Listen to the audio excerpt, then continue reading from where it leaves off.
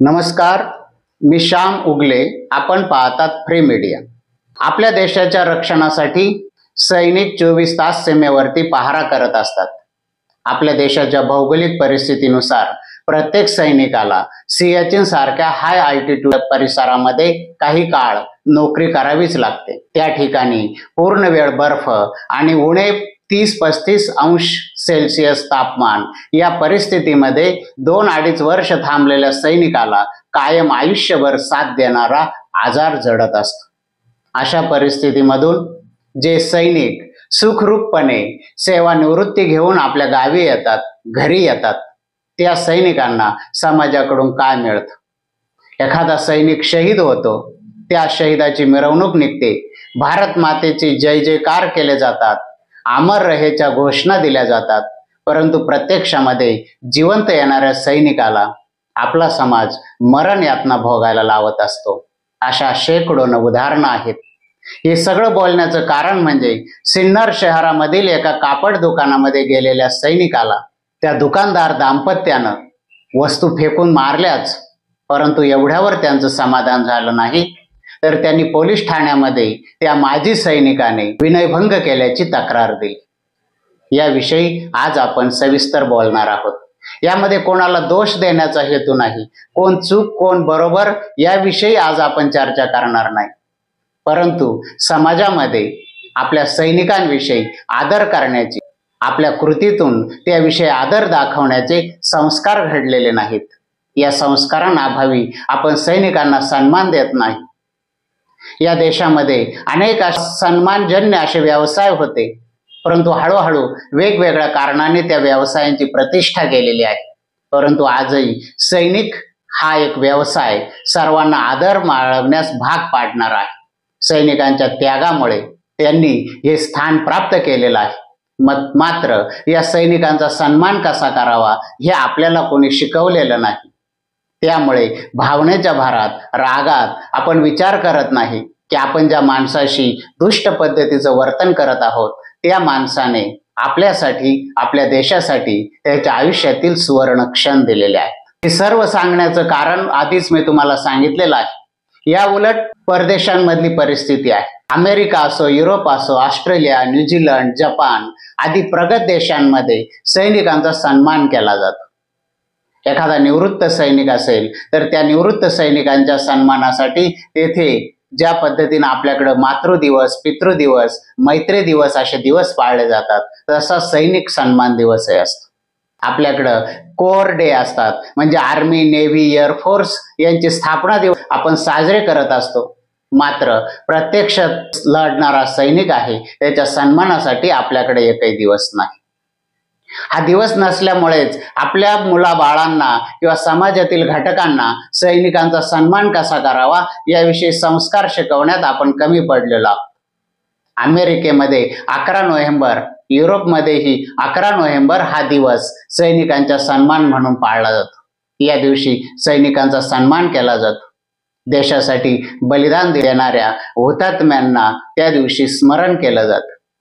परंतु आपल्याकडे अशी कुठलीही प्रथा नाही.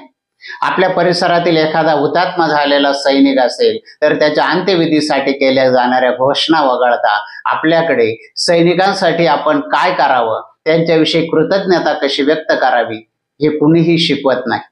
अमेरिकेमध्ये सार्वजनिक ठिकाणी एखादा सैनिक जात असेल तर लोक त्याला सॅल्यूट करतात आणि जवळ जाऊन थँक्यू फॉर युअर सर्व्हिसेस असं म्हणत असतात. म्हणजे तुम्ही देशासाठी किंवा देशाची जी सेवा करत आहात त्याबद्दल आभारी तुम्ही आहात, म्हणून आम्ही आहोत, ही ती भावना असते. त्यामुळे सिन्नरला कापड दुकानामध्ये घडलेला प्रकार हा काही एकटा दुकटा नाही. माजी सैनिकांसाठी काम करत असलेल्या संघटनांशी किंवा संघटनांच्या प्रतिनिधींशी आपण चर्चा केली तर निवृत्त होऊन आलेल्या सैनिकांना अनेक समस्यांचा सामना करावा लागतो. त्यांचे कुटुंबीय कधी कधी त्यांना जमिनीत वाटा देत नाहीत. त्यांनी घर बांधलं तर आजूबाजूचे शेतकरी त्या घरापर्यंत जायला रस्ता देत नाही. जमिनीच्या वादामध्ये सैनिक जर प्रत्यक्ष ड्युटीवर असेल तर त्याच्या घरच्यांना आजूबाजूचे लोक त्रास देत असतात. अशा अनेक घटना घडत असतात आणि त्यासाठी माजी सैनिकांच्या संघटनेला तेथे जाऊन त्यात हस्तक्षेप करावा लागतो. प्रशासनाला त्यात हस्तक्षेप करण्यास भाग पाडावं लागतं आणि माजी सैनिकाला न्याय मिळवून द्यावा लागतो. आता सिन्नर येथील प्रकरणाचंच आपण बघूया. त्या व्यक्तीनं मी माजी सैनिक आहे असं सांगितलं, परंतु समोरच्या व्यक्तीच्या वर्तनावर त्यानं काही फरक पडला नाही.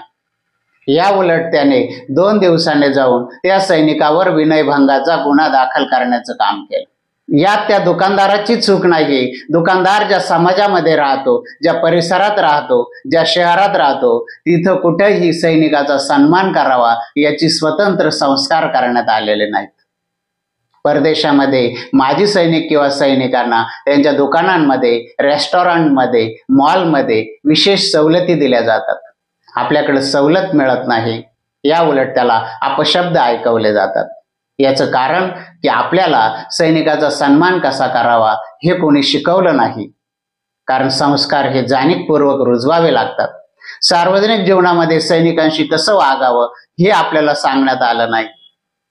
आणि याचाच परिणाम असा आहे की आपल्या आजूबाजूला असणाऱ्या माजी सैनिकांविषयी आपल्या मनात विशेष असा आदर नसतो. तो सैनिक रिटायर होऊन आलेला आहे, त्यात एवढं काय अशी ती दुर्लक्षितपणाची भावना आपल्यामध्ये रुजलेली असते. कारण ती सार्वत्रिक भावना आहे आणि या सार्वत्रिक भावनेला घेऊनच आपण जगत असतो. त्यामुळे सैनिकांना सन्मान मिळत नाही. आणि सैनिकांना सन्मान मिळणार नसेल तर त्या पेशामध्ये कोण जाणार, कोण सैनिक होणार?